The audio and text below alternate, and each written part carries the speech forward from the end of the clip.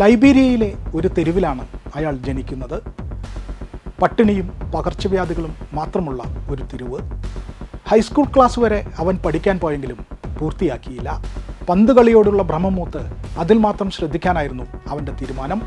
ആ തീരുമാനം ശരിയായിരുന്നുവെന്ന് കാലം തെളിയിച്ചു.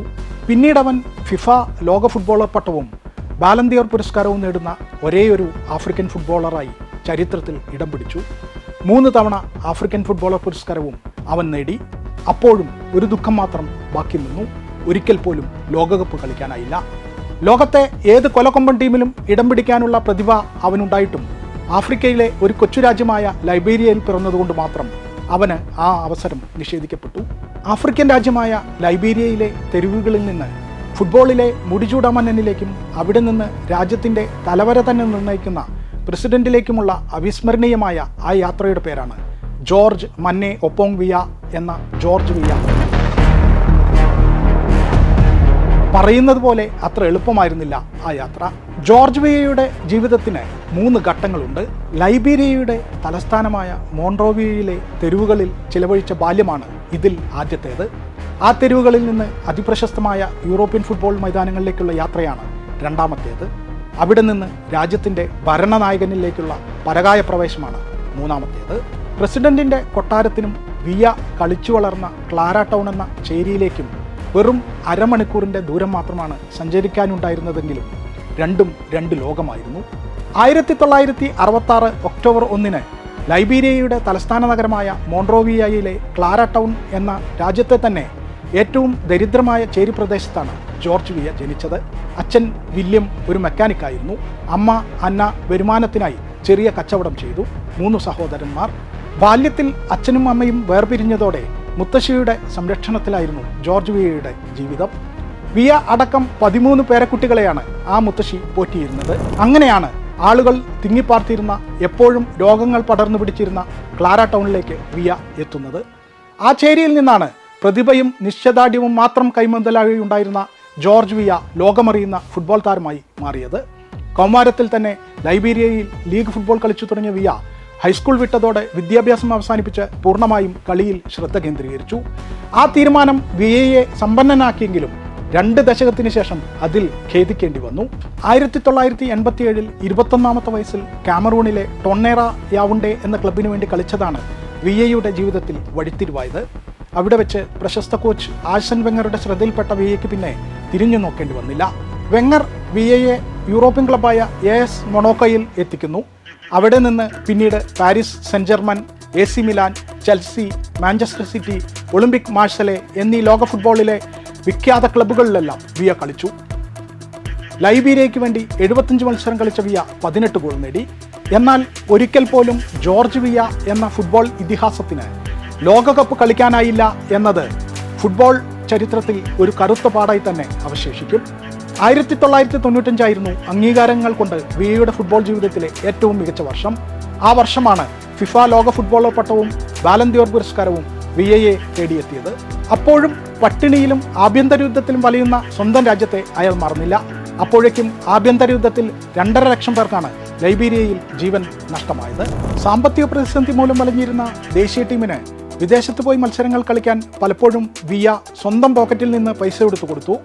സംഗീതത്തോട് വലിയ കമ്പമുണ്ടായിരുന്ന വിയ ആഫ്രിക്കയിലെ പ്രശസ്തരായ സംഗീതജ്ഞരോടൊപ്പം ചേർന്ന് ആഫ്രിക്കയിൽ യുദ്ധങ്ങൾ അവസാനിപ്പിക്കാൻ പ്രേരിപ്പിക്കുന്ന പാട്ട് സൃഷ്ടിച്ചു.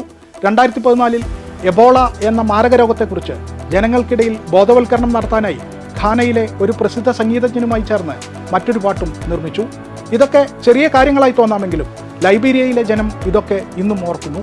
ജനിച്ചു വളർന്ന മണ്ണിനെയും രാജ്യത്തെയും ഒരിക്കലും മറക്കാതിരുന്ന, പ്രതിസന്ധികളിൽ ലൈബീരിയൻ ജനതയെ അവിശ്വസനീയമാം വിധം ചേർത്ത് പിടിച്ച ജോർജ് വിയ സമാനതകളില്ലാത്ത മനുഷ്യസ്നേഹിയാണ്.